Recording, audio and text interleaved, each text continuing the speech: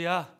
네. 오늘은 2024년 사역 주제인 예배의 영광을 회복하는 교회라는 제목으로 함께 말씀을 나누어 보겠습니다. 오늘 읽었던 이 본문 말씀에 보면, 자세히 본문을 보면 오늘 읽었던 본문 안에 두 번의 예배가 나오는 것을 보게 됩니다. 첫 번째 다윗이 드렸던 예배는요, 다윗의 인생을 위태롭게 하는 그런 예배였습니다. 다윗은 예배의 자리에서 다윗의 인생이 한 번만에 끝날 위태로운 예배를 드리게 되는 것입니다.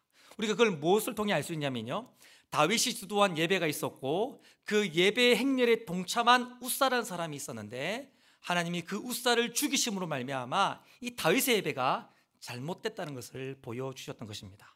두 번째로, 다윗이 두 번째로 드렸던 예배가 있는데, 이 두 번째 예배는 다윗의 평생을 통틀어 가장 멋진 예배, 가장 환희에 찬 예배, 가장 영광스럽고 열정적인 예배를 드립니다. 다윗이 가장 아름다운 예배를 드린 순간, 다윗의 인생에 있어서도 가장 정점, 하이라이트를 찍는 순간이 바로 다윗이 하나님께 예배를 드리는 그 순간이었습니다. 우리는 뭘 통해 알 수 있냐면, 다윗이 그 예배를 드리는 그 순간, 그 어느 때보다 격정적으로 열정적으로 하나님을 찬양하는데, 왕의 옷이 어떻게 됐습니까? 내려와서 사람들 앞에 수치를 당했는데, 수치를 당해도 괜찮다라고 말할 만큼 하나님의 영광과 그 인생의 찬란함을 누리는 것을 보게 되어지는 것이죠. 여러분, 아직 설교를 서론해서 여러분 기억하고 넘어가야 될 것은요, 예배를 드릴 때에 인생이 망할 위기를 맞이하게 됐습니다. 반대로 예배를 드림으로 그의 인생의 가장 찬란한 순간을 맞이하게 되는 것입니다. 예배를 어떻게 드리는가에 따라서 우리 인생이 충분히 달라질 수 있는 것입니다. 올해 등록한 새가족 집사님을 신방하면서 이런 이야기를 들은 적이 있습니다. 집사님의 소원이 있는데 하나님이 기뻐하시는 예배를 드리는 게 집사님의 소원이라고 하시더라고요. 제가 그 얘기를 듣는데 코끝이 찡하고 마음의 울림과 도전이 있었습니다. 여러분의 소원은 뭡니까? 여러분들이 지금 바라고 있는 소망은 무엇입니까? 2023년을 마무리하고 2024년을 시작하면서 여러분들이 진짜 갈망하고 원하는 소원은 무엇입니까? 축복하기는 하나님이 기뻐하시는 예배를 드리기를 소망하는 저와 우리 성광교회 모든 식구들 될 수 있기를 주님의 이름으로 축원합니다. 하나님이 기뻐하시는 예배를 뛰어넘어 정말 예배의 영광을 회복하는 우리 성광교회 될 수 있기를 주님의 이름으로 축복합니다. 제일 먼저 다윗은 어떤 예배를 드렸습니까? 먼저 잘못된 예배, 위험한 예배를 드렸습니다. 어떤 예배가 잘못되고 위험한 예배인가? 첫 번째, 자기의 영광을 추구하는 위험한 예배를 드렸습니다. 한번 따라 읽어볼까요? 시작. 자기의 영광을 추구하는 위험한 예배를 드렸습니다. 우리 사무엘하 5장 4절 5절 말씀입니다. 오늘 본문의 배경이 되는 구절입니다. 우리 같이 읽어보겠습니다. 시작. 다윗이 나이가 30세에 왕위에 올라 40년 동안 다스렸으되 헤브론에서 7년 6개월 동안 유다를 다스렸고 예루살렘에서 33년 동안 온 이스라엘과 유다를 다스렸더라. 아멘. 여러분, 사울이 죽고 나서 다윗이 왕위에 올랐습니다. 그런데 우리가 흔히 생각하는 것처럼 다윗이 곧바로 사울을 이어 온 이스라엘의 왕이 된 것은 아닙니다. 어떻게 됐습니까? 사울이 죽고 나서 다윗은 유다 지파의 왕으로, 헤브론에서 유다 지파 한 지파를 다스리는 왕으로 무려 7년 6개월이 있었습니다. 그러면 12지파 중 나머지 11지파는 어떻게 됐습니까? 7년 6개월 동안 왕이 없는 상태로 있게 된 것입니다. 나머지 11지파들은 사울을 이어 다윗을 왕으로 인정하지 않았던 것입니다. 그러나 7년 6개월이 지나고 나라의 형편이 어려워지자 11개 지파의 모든 장로들이 다윗에게 나와서 이제 유다 지파를 뛰어넘어 온 이스라엘의 왕이 되어달라는 간청을 하게 되어지는 것입니다. 이제 길고 긴 10대 때 받았던 이 다윗의 그 하나님의 부르심, 하나님의 약속의 말씀이 20년이 훨씬 넘는 세월을 지나면서 드디어 하나님의 약속이 성취되어지는 것입니다. 드디어 다윗이 왕이 되어지고 다윗의 왕국이 드디어 시작되어지는 장면들을 우리는 보게 되어지는 겁니다. 여러분, 다윗이 왕이 되었지만 일이 끝난 것이 아닙니다. 7년 6개월 동안이나 왕이 없었기 때문에 이스라엘은 엉망진창이 되어 있었습니다. 여러 산적한 정치, 외교적, 나라의 기능을 새롭게 하는 일이 있었고요, 다윗에게 가장 큰 숙제가 있었습니다. 그게 뭘까요? 11개 지파가 여전히 다윗을 왕으로 인정하지 않아요. 그러니까 다윗은 이제 정치 한복판에서, 권력의 한복판에서, 왕궁에서 내가 어떤 왕인지를 증명해 보여야 될 과제를 남게 되었던 것입니다. 다윗이 그래서 가장 먼저 뭘 합니까? 수도를 헤브론에서 예루살렘으로, 이스라엘의 수도를 예루살렘으로 옮깁니다. 이때부터 이스라엘 수도는 예루살렘이 되어진 것입니다. 그리고 나서 한 일이 오늘 본문입니다. 그리고 나서 다윗이 어떤 일을 합니까? 바로 20년간 이방 땅에 방치되었던 하나님의 언약궤를 자기가 수도로 정한 예루살렘으로 모셔오는 일을 하는 것입니다. 읽었던 본문 말씀해 보면 다윗은 먼저 3만 명의 사람을 뽑습니다. 그리고 이방 땅 아비나답의 집으로 여러 사람들을 데리고 언약궤를 모시러 가는 것이죠.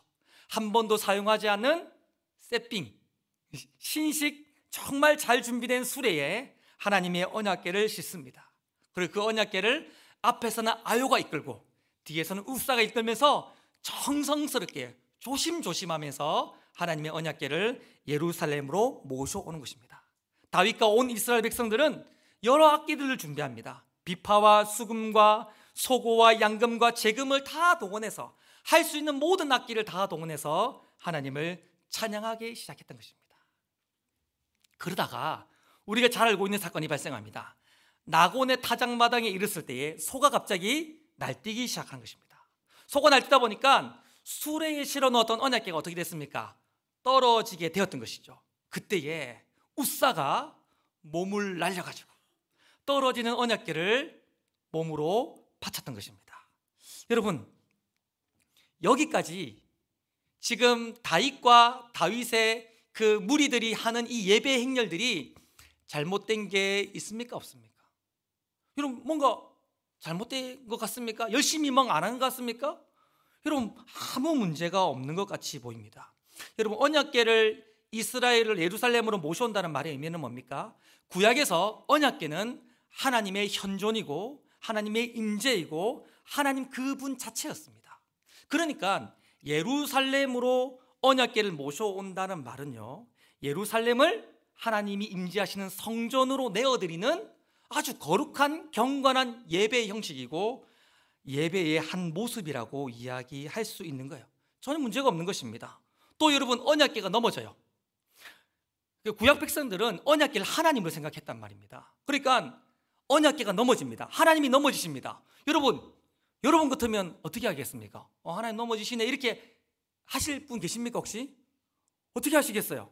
최소한 몸을 날려서 하나님 안 됩니다 이러면서, 하나님 차라리 저를 죽이시고 사십시오 이렇게 하면서 하여튼 언약궤를 받을 것 아닙니까? 저만 그렇습니까? 여러분, 그렇게 나쁜 사람이었습니까? 여러분, 이게 아마 먼 이야기처럼 느껴지는 것 같은데, 예를 들어서 우리 목사님을 예를 들어 보겠습니다. 우리 목사님, 우리 조수모 목사님이 계시는데, 우리 조수모 목사님이 식사로 내려가시다가 계단에서 넘어지신 겁니다. 그럼 여러분 어떻게 하시겠어요? 목사님 넘어지시네요. 사요나라 이렇게 하시겠습니까? 어떻게 하실까요? 여러분 정도라면 목사님 차라리 제 위에 떨어지십시오라고 말하면 여러분 몸을 안 날릴 겁니까? 몸을 날리가 여러분이 피칠갑이 되더라도 목사님을 살려야 되는 거 아닙니까? 여러분, 지금 다윗이, 이스라엘 백성이 우사가 잘못한 게 하나도 없어 보입니다. 그런데 하나님이 우사를 죽이십니다. 우리 사무엘하 6장 7절 말씀을 읽어보실까요?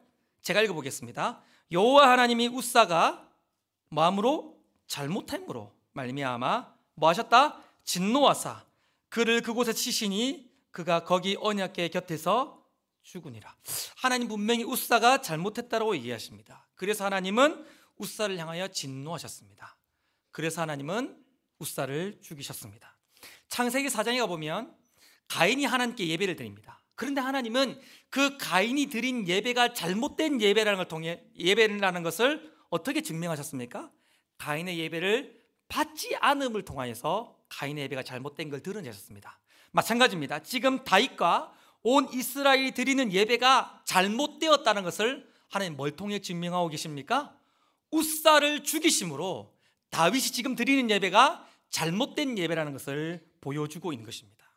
여러분, 가인이 하나님께 예배를 드릴 때에 하나님이 가인의 예배를 받지 않으셨어요. 가인의 예배가 잘못되었기 때문인 것이죠. 그래서 가인이 어떻게 합니까? 안색이 변하면서 분노하기 시작합니다. 근데 오늘 읽었던 8절 말씀에도 보니까 하나님이 웃사를 죽이시면서 다윗의 예배를 받지 않으십니다. 그래서 세상의 다윗이, 그렇게 우리가 좋아하는 다윗이 하나님을 향하여 분노하기 시작합니다. 이를 통해 우리가 알 수 있는 건 뭔가? 다윗이요, 지금 잘못된 예배를 드리고 있는 겁니다. 잘못된 중심으로 하나님이 절대 기뻐하실 수 없는 예배를 지금 드리고 있다는 것들을 우리는 볼 수 있는 것입니다. 정말 그런가 한번 보실까요? 6장 1절 말씀을 같이 읽어보겠습니다. 6장 1절입니다. 오늘 본문의 시작인 6장 1절 말씀 시작. 다윗이 이스라엘에서 뽑은 무리 3만 명을 다시 모으고, 여러분, 언약궤를 가져오기 위해 3만 명을 모았습니다. 그런데 어떻게 모았다고 합니까? 어떻게 모으셨죠? 다시 모았다고 말합니다. 여러분, 이스라엘의 역사 중에 언약궤와 관련하여서 3만 명이 등장한 때가 있습니까? 없습니까? 있습니다. 있습니까? 있습니까? 있습니다. 언제 있습니까? 사무엘상 4장에 가보면 이스라엘과 블레셋이 전쟁을 치릅니다. 근데 전쟁의 패색이 너무 짙은 거예요. 그때 이스라엘 사람들이 이렇게 외칩니다. 언약궤를 가져오자. 언약궤가 있으면 우리는 전쟁에서 이길 것이다. 이 언약궤를 이용하여, 더 나아가 하나님을 이용하여 우리가 목적한 전쟁의 승리를 이루자라고 말하면서 실로에 있는 언약궤를 가져옵니다. 그때 어떤 일이 일어납니까? 전쟁은 패하고 언약궤는 블레셋에게 뺏기며 그날에 죽은 사람의 숫자가 사무엘상 4장에 보면 딱 3만 명이라고 정확하게 말합니다. 오늘 본문은요, 3만 명이라는 숫자를 이야기할 때에 그때처럼 다시 3만 명을 모았다고 말하면서 사무엘상 4장에 잘못된 이스라엘의 형태와 이 다윗의 예배를 연결시키고 있는 것을 보게 됩니다. 또 여러분, 우리가 민수기와 레위기 말씀해 보면 언약궤를 어떻게 옮기게 되어 있습니까? 레위 지파 중에 고앗 자손이 손으로 만지면 안 되고 채의 언약궤를 매면서 옮기게 되어 있습니다. 절대 만지면 안 됩니다. 그런데 오늘 다윗은요, 하나님을 예배하는 예배의 형태로 언약궤를 가져왔는데 어떻게 언약궤를 가져옵니까?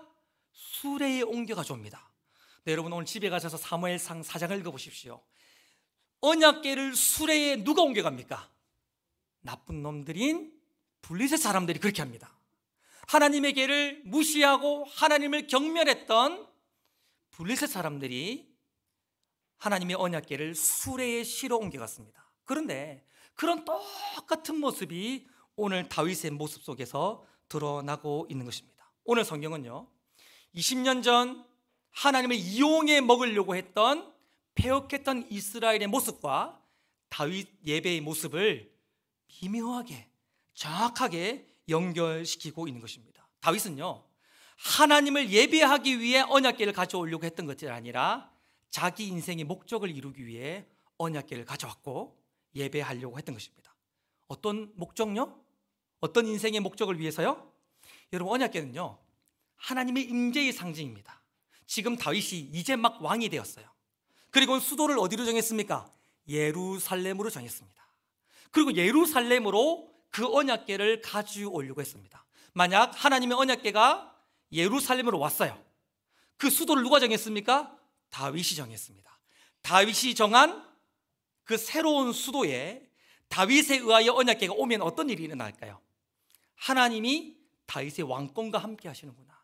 하나님이 다윗의 왕국 가운데 함께 하시는구나. 다윗의 왕권이 확립되어지는 것입니다. 지금 다윗 숙제가 뭐라 했습니까?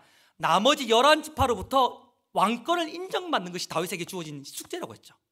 자기 인생의 목적, 내 왕권, 나의 왕국을 확립하기 위해서 다윗은 잃어버렸던 언약궤를 가져오려고 했던 것입니다. 그리고 또 하나, 이스라엘 백성은 다 종교적인 사람이에요. 그들은 율법의 사람들이란 말이죠. 율법에 의하면 언약궤가 있는 그곳에 가서 1년에 3차례씩 예배를 드리게 되어 있습니다. 여러분, 지금 12지파가 다 흩어져 있어요. 12지파가 다 흩어져 있단 말입니다. 언약궤는 이방 땅에 있었기 때문에 그들은 1년에 3차례씩 어느 한 곳에 모여서 예배를 드릴 수 없었단 말입니다. 그러나 하나님의 언약궤를 예루살렘으로 가져오면 흩어져 있는 모든 사람들이 1년에 최소 3차례씩 예루살렘으로 모여들게 됩니다. 거기에 누가 왕으로 자정하고 있습니까? 다윗 자신이 왕으로 있는 것입니다. 모든 이스라엘 백성들이 자기에게로 나와 자기가 구축해 놓은 예배 시스템 안에서 그들은 예배하면서 다윗의 왕권은, 다윗의 영광은, 다윗의 나라는 더 확고해지는 것이 바로 언약궤 가져오기 프로젝트였던 것입니다. 다윗은 자기의 영광을 위하여, 자기 인생의 목적을 이루기 위해서 언약궤를 가져오는 예배의 행위를 하고 있었던 것입니다. 오늘 본문은요, 이게 잘못된 예배라고 이야기하는 것입니다. 하나님, 이것이 잘못된 예배다. 그런 잘못된 예배를 나는 진노한다. 그러면서 그 모델로 하나님이 우사를 죽이신 것입니다. 사랑하는 성도 여러분, 하나님은 우리의 중심을 보시는 줄 믿습니다.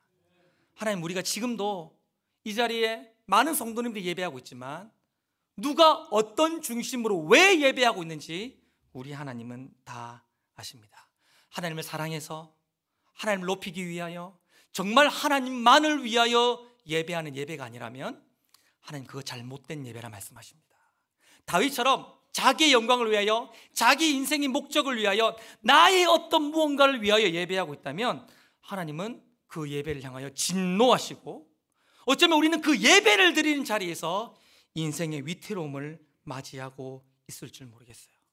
하나님 영광 아닌 나의 편의, 하나님의 영광이 아닌 나의 인생의 목적, 하나님이 아닌 내게 있는 무언가를 위해서 여러분 이 자리에서 예배하고 있다면 여러분의 예배를 향하여 하나님이 진노하십니다. 하나님, 그런 예배를 향하여 진노하시면서 하나님이 받을 수 없다라고, 어쩌면 우리는 예배 드리는 자리에서 인생의 위태로움을 맞이할 수 있는 것이죠. 축복합니다. 우리의 예배를 돌아보시며 예배의 목적인 내가 아닌 하나님이 될 수 있기를 우리 주님의 이름으로 축원합니다. 그러면 어떻게 예배 드려야 내가 아닌 하나님을 위한 예배가 될 수 있을까요? 어떻게 해야 우리가 하나님이 받으시는 예배를 드릴 수 있을까요? 다윗이 두 번째로 드린 예배를 보면 알 수 있습니다. 두 번째, 하나님의 영광을 추구하는 예배를 드려야 합니다. 한번 따라 읽어보겠습니다. 시작. 첫 번째 예배를 드리고 난 이후 석 달이 지났습니다. 그리고 난 이후 다윗은 두 번째 예배를 드리게 됩니다. 처음 다윗이 첫 번째 예배를 드릴 때에, 언약궤를 가져올 때에 이 사무엘하와 병행 본문이 똑같은 사건을 기록해 놓은 역대상 말씀에 보면요, 다윗이 누구랑 이 언약궤 가져오는 사건들을 의논하냐면 50부장, 100부장, 1000부장들과 이것 의논합니다. 이 사람들은 정치 지도자들이에요. 요즘 말로 하면 국가 공무원이고 정치가들입니다. 그러니까 다윗이 첫 번째에 그 언약궤를 가져오는 예배의 행위는 뭐였다는 것입니까? 정치적인 행위였다는 것입니다. 근데 역대상 말씀해 보면 두 번째 언약궤를 가져오기 위해 예배를 드릴 때에는 다윗이 레위인들과 이걸 의논하기 시작합니다. 제사장들을 부르고 레위인들을 부르면서 어떻게 하나님을 예배할지, 어떻게 언약궤를 가져올지 명령하고 있는 것입니다. 또한 다윗이 입었던 옷이 뭡니까? 오늘 읽었던 본문 말씀에 보면 제사장들이 입는 에봇을 입었다고 말합니다. 다윗이 뭐하고 있는 겁니까? 지금 예배자로 이 두 번째 언약궤를 가져오는 예배를 드리고 있다는 것들을 알 수 있는 것입니다. 오늘 읽었던 본문 말씀과 또한 역대상 말씀을 종합해 읽어보면요, 다윗은 달라졌어요. 레위기와 민수기에 있는 하나님의 율법을 그대로 지키면서 언약궤를 말씀대로 율법에 입각하여 자기의 원하는 방식이 아니라 하나님이 명령하신 방법대로 언약궤를 가져옵니다. 그리고 드디어 여러분, 언약궤가 예루살렘으로 들어옵니다. 드디어 하나님의 실존, 하나님의 현존인 하나님의 언약궤가 이스라엘의 수도 예루살렘으로 들어오게 되는 것입니다. 다윗이 얼마나 감격스러웠을까요? 그때 다윗이 노래합니다. 그때 다윗이 시를 지어 하나님을 찬양합니다. 그 시가 시편 24편입니다. 제가 24편 7절에 10절까지 말씀을 읽어보겠습니다. 이게 다윗의 중심이었어요. 읽어보겠습니다. 문들아, 너희 머리를 들지어다. 영원한 문들아, 들릴지어다. 왜? 영광의 왕이 들어가시리로다. 할렐루야. 계속 읽어보겠습니다. 영광의 왕이 누구시냐? 강하고 능하신 여호와시여. 전쟁에 능하신 누구시다? 여호와시라. 문들아, 너희 머리를 들지어다. 영원한 문들아, 들릴지어다. 왜요? 영광의 왕이 들어가시리로다. 영광의 왕이 누구시냐? 만군의 여호와 곧 영광의 왕이시로다. 셀라. 할렐루야.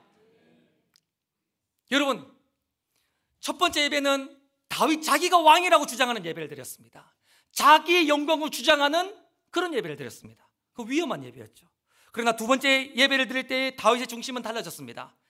이스라엘 왕이었던 다윗은 자기의 모든 왕권을 내려놓습니다. 내가 왕이 아닙니다. 나는 하나님을 왕으로 섬기는 대리 정치자에 불과하고 진짜 이스라엘의 왕, 나의 왕은 당신 하나님이십니다. 모든 문들은 머리를 들지어다. 모든 성전의 문들은 머리를 들고 모든 인생의 문들은 머리를 들며 진짜 왕이신 그분을 경배하라. 할렐루야. 이게 다윗의 중심이었던 것입니다. 다윗의 두 번째 예배의 중심 뭡니까? 첫 번째 예배는 완전히 다르게 하나님만을 왕으로 인정하며 모든 경배와 찬송과 예배를 드리며 왕이신 하나님만 높이는 예배를 드렸던 것입니다. 여러분, 하나님이 기뻐하시는 예배가 뭡니까? 오늘 우리가 회복해야 될 예배는 어떤 예배입니까? 바로 여러분 크게 아멘 해보실게 바라는데 하나님을 왕으로 인정하는 예배인 줄 믿습니다. 가끔 저는 우리 교회 성도는 그런 분 아무도 없지만 가끔 저는요 예배드리는 성도들을 볼 때마다 예배 왕이 예배를 드리는 성도라는 생각들을 할 때가 있습니다. 잘 들어보세요. 예배 드릴 때에 예배 은혜가 안 되면 뭐라 합니까? 예배 은혜가 안 돼. 내가 오늘 예배의 영광을 받아야 되는데, 내가 은혜의 영광을 받아야 되는데 오늘 내가 은혜가 안 돼. 예배 별로야. 예배의 영광의 왕이 예배의 보좌에 누가 있는 겁니까? 하나님 안에 자기가 있는 거예요. 사람들은 예배 드릴 때에 자기가 원하는 방식으로 예배를 드립니다. 여러분 아무도 그런 분 없으니까 제가 예를 들어 다리를 다 하고 팔짱 끼는 거 잘못됐다는 건 아닌데 예를 들어 표현하는 거예요. 팔짱을 하면서 때로는 게임기를 틀어놓고. 여러분 제가 옛날에 섬겼던 교회는요 예배 드릴 때 바둑 두시는 분 제가 봤어요. 그 신문에 있는 바둑을 갖고 오셔가지고 폐에 축도할 때 주니까 빽빽빽하게 적어 놓으시고 기쁨으로 돌아가시는 제가 분을 보았습니다.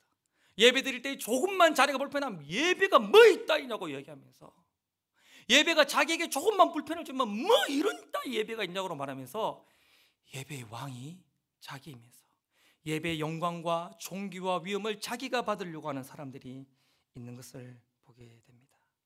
여러분 우리는 어쩌면요 좀 애매한 이야기일 수 있지만 내가 얼마나 많이 예배의 은혜 받았는가가 예배의 승패를 결정한다고 생각하는 사람들이 꽤 많이 있습니다. 그건 뭡니까? 예배의 왕의 자리에 내가 있는 거예요. 내가 예배가 좋아야 되고 내가 은혜 받아야 되고 내가 만족하며 있어야 되는데 이 예배의 왕이 누구인 줄을 모른 채 내가 은혜가 안 되면 별로라고 말하면서 예배의 왕의 자리에 내가 있는 것입니다. 여러분 혹시 우리가 그렇게 있지 않습니까? 여러분 혹시 지금도 예배 드리면서 여러분 회중의 자리에 앉아 있는데 여러분 혹시 왕으로 그 자리에 앉아 있지 않습니까? 내 마음에 들어야 되는데 예배가 나를 위해야 되는데 예배가 나를 유익하게 해야 되는데 이 예배가 그러면서 혹시 예배의 왕의 자리에 여러분 혹시 앉아 있지는 않으십니까? 여러분 축복합니다. 우리가 드리는 앞으로의 예배가 하나님 한 분만을 위한 예배가 될 수 있기를 주님의 이름으로 축원합니다. 진짜 우리가 예배에 와서 돌아가는 모든 시간 우리의 모든 관심사가 하나님을 높이고 진짜 내 인생의 왕이시고 우리 성광교회의 왕이시며 온 우주의 왕이신 하나님을 향하여 모든 문들이 머리를 들어 그분께 경배하는 진짜 예배를 드릴 수 있기를 우리 주님의 이름으로 축원합니다. 그러면 마지막으로 하나님을 진짜 왕으로 인정하는 예배를 드리기 위해서 우리는 어떤 예배를 드려야 되는가? 세 번째입니다. 수고와 최선과 헌신의 예배를 드려야 합니다. 한번 따라 읽어보겠습니다. 시작. 수고와 최선과 헌신의 예배를 드려야 합니다. 우리 13절 말씀을 다윗이 어떻게 예배를 드렸는가 13절 말씀을 같이 읽어보겠습니다. 시작. 여호와의 궤를 맨 사람들이 6걸음을 가매 다윗이 소와 살찐 송아지로 제사를 드리고. 아멘. 다윗은 드디어 하나님의 말씀을 따라서 레위지파 고앗 자손에 의하여 하나님의 언약궤를 어깨에 메고 걸어서 이동합니다. 여러분 그 에벳오돔의 오벳 에돔의 집에서 예루살렘까지 거리가 25km입니다. 그리고 25km를 언약궤를 짊어지고 행렬을 걸어가는 겁니다. 그런데 여러분, 오늘 읽었던 본문의 말씀에 보니까 언약궤를 맨 사람들이 몇 걸음을 걸었다고 말합니까? 6걸음을 딱 걸었습니다. 한 걸음, 두 걸음, 세 걸음, 네 걸음, 다섯 걸음, 6걸음 딱 걸을 때에 다윗이 스톱! 한 겁니다. 6걸음 딱 걷자 다윗이 스톱! 한 것입니다. 그리고는 어떻게 했습니까? 소와 살찐 송아지를 잡아서 거기서 제사를 드렸어요. 역대상 말씀해 보면요, 7마리의 소와 7마리의 양을 잡아서 하나님께 예배를 드렸다라고 말합니다. 그리고 질문해 볼 필요가 있습니다. 왜 6걸음 걷고 나서 예배를 드렸을까요? 여러분, 우리는요 기본적으로 6하면 좀 별로입니다. 안 그런가요? 네, 저만 그런가요? 6하면 별로입니다. 1 아니면 3 아니면 우리 뭐가 좋습니까? 7이 좋아요. 왠지 3은 하나님의 숫자 같고 7은 또 하나님의 숫자 같고 1은 제일 좋은 것 같고 이런데, 아니면 10이어야 되지. 1, 3, 7, 10이어야 되지. 6은 딱 깨름직합니다. 그런데 왜 하필 이 다윗이요, 온 중심으로 하나님을 예배를 드리는데 6걸음 딱 걷고 나서 스톱! 하고 난 다음에 양을 잡고 소를 잡고 예배를 드렸을까요? 여러분, 그 히브리어에는요, 그 히브리어는 우리가 가지고 있는 이런 문법과는 다릅니다. 그래서 그 어떤 제가 옛날 신학교에서 들었던 수업 중에 왜 예수님이, 왜 하나님이 수많은 민족 가운데에 히브리인들을, 이스라엘 백성들을 택했을까라고 이렇게 질문한 적이 있었어요. 그때 한 교수님이 딱 답은 아니지만 많은 사람들이 이런 이야기를 한다라고 말하면서 이야기하기를 그들이 가진 언어 때문이었다라고 말합니다. 그들이 가진 언어에는 많은 것이 함축되어 있기 때문에 그 하나님에 대한 소개, 계시와 복음이 온 세계 열방으로 펼쳐가기에 딱 좋았다는 것입니다. 어쨌든 하여튼 히브리어 안에는 많은 의미가 내포되어 있는데, 특별히 히브리어 숫자 안에는 우리가 생각하는 것보다 훨씬 더 많은 성경의 의미와 메시지가 함축되어 들어있다는 것입니다. 그래서 실제로 히브리어의 숫자를 연구하는 수비학이라고 하는 학문이 있을 정도로 숫자는 아주 큰 의미를 담고 있는 것이죠. 그러면 6걸음 갔으니까 6. 여러분, 6은 어떤 숫자입니까? 사탄하지 마시고요. 6하면 여러분 어떤 느낌이 드십니까? 여러분, 구약에서 6하면 기본적으로 이런 의미를 담고 있는데요, 인간의 수고, 인간의 노동, 인간의 헌신을 상징하는 숫자가 6이라는 숫자입니다. 그러면 6다음은 뭡니까? 7 아닙니까? 7이라고 하는 히브리어는요, 쉐바라는 단어인데요, 이 쉐바라는 단어는요 하나님의 숫자입니다. 7이라는 숫자는 하나님의 완성을 뜻하고 있는 것입니다. 느낌 오십니까? 한잔 할 테니까 생각해 보세요. 다윗이 하나님의 언약궤를 메오며 고의적으로 6걸음을 걷고 난 이후에 멈추게 했습니다. 그 숫자는 인간의 수고와 인간의 헌신과 인간의 노동과 인간의 땀 흘려 피 흘리는 수고의 상징, 인간의 숫자가 들어있는 것입니다. 다윗은 이런 고백을 하고 있는 것입니다. 우리의 최선의 수고로, 우리의 최고의 노력으로 우리가 할 수 있는 모든 행위를 다 동원하여 6걸음을 걷고 하나님을 예배하였던 것입니다. 6다음 무엇입니까? 7입니다. 여러분, 인간의 수고로운 헌신이 예배의 승패를 결정하는 거 아닙니다. 우리가 아무리 최선을 다한다 할지라도 그렇다고 해서 우리의 예배가 성공하는 것도 아닙니다. 그런데 하나님은 우리의 6걸음의 예배, 수고와 헌신과 노력과 우리의 모든 것들을 쏟아내는 우리의 헌신의 예배를 받으셔서 하나님의 숫자 7, 쉐바, 하나님의 완성을 이루어 가시는데, 하나님은 우리의 수고를 받으시면서 하나님 그 예배를 흠량하시면서 하나님은 예배를 완성해 나가시는 줄 믿습니다. 다윗은 이런 이야기를 하고 싶었던 것 같아요. 아니, 성경은 이런 이야기를 하고 싶었던 것입니다. 진짜 하나님을 왕으로 인정하는 예배는 어떤 예배인가? 그냥 은혜라는 말 뒤에 숨어서 대충 드리는 예배, 아무렇게나 드리는 예배, 그런 예배가 아니라 인간이 할 수 있는 최고의 수고를 하고 내가 쏟을 수 있는 모든 열정을 다 쏟아내고 내가 마치 내 인생을 전제처럼 번제처럼 쏟아부으면서 내가 하나님을 진짜 왕으로 인정하기에 내가 할 수 있는 최선의 수고와 행위와 노력을 다 깃들인 그 6걸음의 예배를 드렸을 때에 하나님 그 수고를 받으시면서 하나님의 완성, 하나님의 그 예배를 흠량하시면서 하나님의 예배가 완성되어진다. 그 하나님의 예배를 하나님이 기뻐하신다라고 이야기하고 있는 것입니다. 여러분, 우리는요, 특별히 한국교회는요, 이상한 문화가 있습니다. 예배 가운데 뭔가 인간이 열심히 하면 그건 율법적인 예배로 생각하는 경우가 있습니다. 뭔가 우리가 예배를 세밀하게 준비하고, 우리가 예배를 최선을 다해 준비하고, 인간이 뭔가 회의를 많이 하면서 예배를 세밀하게 준비하면 사람 냄새나는 예배, 율법적인 예배로 생각하는 경우가 있습니다. 그래서 우리는 어떻게 합니까? 하나님의 은혜, 하나님의 주권이라는 이름 뒤에 숨어서 예배를 대충 드려요. 여러분, 만약에 대통령이 이 자리에 오면 여러분, 우리가 예배를 대충 드릴 수 있습니까? 대통령이 만약 이 자리에 와서 어떤 식을 진행한다면 몇 초를 낮추면서 철저하게 무언가를 준비하겠습니다. 한 나라 따위를 다스리는 대통령조차도 뭔가 오면 그걸 준비하는 사람들은 진짜 마음을 쏟아서 모든 수고를 다하면서 뭔가를 하는데, 온 우주의 왕이시고 내 인생의 왕이시고 우리의 인생을 결정하시는 진짜 왕이신 하나님이 예배 가운데 자정하시는데, 우리는 아무 노력도 하지 않고 아무런 준비도 하지 않고 은혜라는 이름 뒤에, 하나님의 주권이라는 이름 뒤에 남는 시간들이고 아무런 수고도 없는 진짜 대충적인 예배를 드리면서 그게 하나님의 은혜다, 이게 영적이라는 폐역한 이야기를 하는 것을 보게 됩니다. 여러분, 저는 오늘 이 말씀을 통해 저와 여러분들을 축복하고 싶습니다. 여러분, 우리가 예배를 드릴 때에 최선을 다해 예배 드릴 수 있기를 축복합니다. 토요일 일찍 주무십시오. 이 주일 예배를 최선을 다해 준비하기 위해 일찍 주무셔야 됩니다. 저는 웬만하면 토요일 밥을 먹지 않습니다. 아침 점심은 먹고요, 저녁은 먹지 않습니다. 너무 긴장하기 때문에 화장실을 너무 자주 가야 돼요.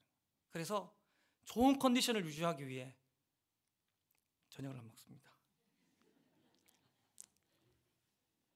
여러분, 오늘 이 예배를 위해 여러분 어떤 준비를 하고 이 자리에 왔습니까? 여러분, 지금 예배 드리는 시작부터 지금 이 순간까지 여러분 어떤 태도로 뭘 어떻게 하며 예배 드리셨습니까? 진짜 여러분의 삶을 쏟아부으며 지금 이 시간 예배한 거 맞습니까? 찬양할 때에 진짜 여러분의 최선의 걸음들을 다 걸으면서, 진짜 여러분의 영혼육을 짜내시면서 6걸음의 그 예배를 드리셨단 말입니다. 혹시 여러분의 왕의 자리에 있으면서 오늘 찬양 괜찮네, 오늘 사운드가 좀 큰걸, 영상은 뭔 저런 식이야, 여러분 혹시 왕의 자리에 앉아 계시면서 예배를 평가하는 사람이 아니었습니까? 가끔 우리는 헷갈릴 때가 있습니다. 누가 예배를 받는 분이신지, 누가 예배를 드리는 분이신지 헷갈릴 때가 있는 거예요. 여러분, 축복합니다. 다가오는 2024년 52주의 예배가 하나님을 진짜 왕으로 인정하기에 내가 할 수 있는 최선의 준비, 최고의 헌신, 모든 것을 쏟아놓는 6걸음의 예배 될 수 있기를 주님의 이름으로 축원합니다. 하나님 그 예배를 받으시고 하나님이 우리의 예배를 완성해 나가실 것입니다. 여러분, 자꾸 이제 1부 때도 제가 틀렸는데, 여러분 에베레스트 산을 여러분 아십니까? 여러분, 자꾸 제가 엘리베이터 산이라고 지금 엄청을 연습을 많이 했는데 하나님이 저에게는 발음을 허락하시지 않으셨습니다. 어쨌든 여러분 여러분 그 산을 여러분 혹시 알고 계십니까? 이 높이가 8,800m가 뛰어넘습니다. 세계의 많은 등반가들은 이 에베레스트 산을 정복하기 위해 엄청 많이 노력했습니다. 그러나 너무 산세가 험하고 날씨가 험하기에 많은 사람들이 그 등산 정복을 실패했고 실제로 매년마다 사망사고가 일어나기도 했습니다. 그러다가 처음으로 1952년에 처음으로 에베레스트 산에 등정하는 사람이 있었고요, 그 이후로 한 해에 적으면 1명, 많으면 3명 정도가 에베레스트 산에 등정하는 게 전부였습니다. 그런데 있잖아요, 1988년에 이상한 일이 일어나게 됐습니다. 1988년에 그 해에 에베레스트 산에 등정한 사람이 무려 50명이었어요. 평상시에는 1명 아니면 2명이 등장하는데 1988년 한 해에만 50명이 등장하게 되었습니다. 그 이후로 달라지기 시작하는데 90년대는 70명, 92년대는 90명, 그리고 93년에는 무려 129명이나 에베레스트산 정상에 등정하게 되었습니다. 여러분, 1988년 한 해를 기점으로 해서 정상 정복률이 적게는 25배에서 많게는 50배까지 많아진 거예요. 왜 그럴까요? 지름길이 생길까요? 등산 기술이 발전한 것일까요? 놀라운 영양제가 나와서 막 한 번만에 막 등산까지 올라가는 기술이 생겼습니까? 그게 아니에요.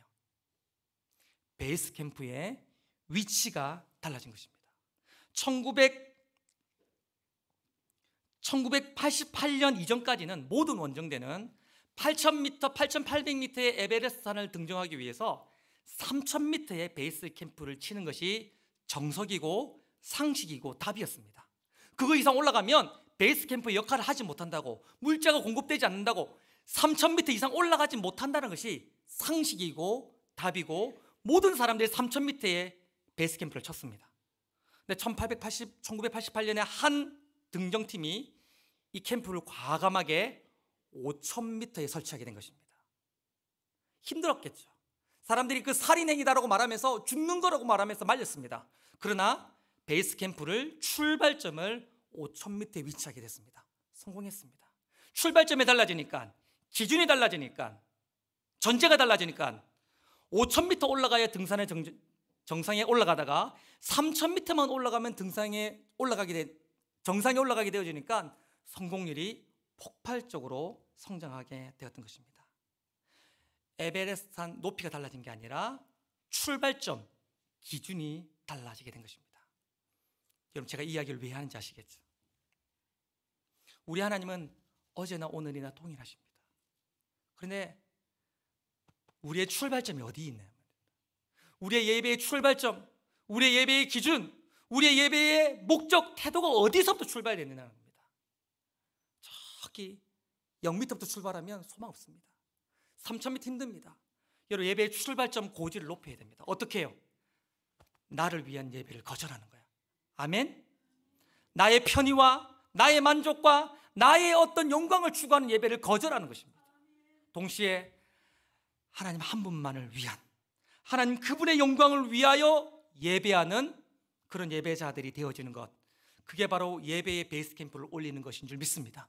더 나아가서 진짜 하나님을 왕으로 인정하기에 내가 할 수 있는 최선의 준비를 하고 최고의 헌신을 하며 내 모든 것들을 쏟아놓는 왕을 향한 합당한 예배를 드리는 것, 바로 6걸음의 예배를 드리는 것, 하나님이 그 예배를 통하여 우리의 예배를 완성하시도록 우리의 전부를 쏟아부어 내드리는 것, 그게 바로 예배의 베이스 캠프를 올려드리는 것이라 생각합니다. 여러분, 출발부터 달라집시다. 예배의 태도, 중심이 달라져서 하나님이 기뻐하시는 예배를 드리는, 그래서 다가오는 2024년 52번의 예배가 진짜 하나님이 기뻐하시는 예배를 드리는 저와 여러분, 우리 성광교회가 될 수 있기를 주님의 이름으로 축원합니다.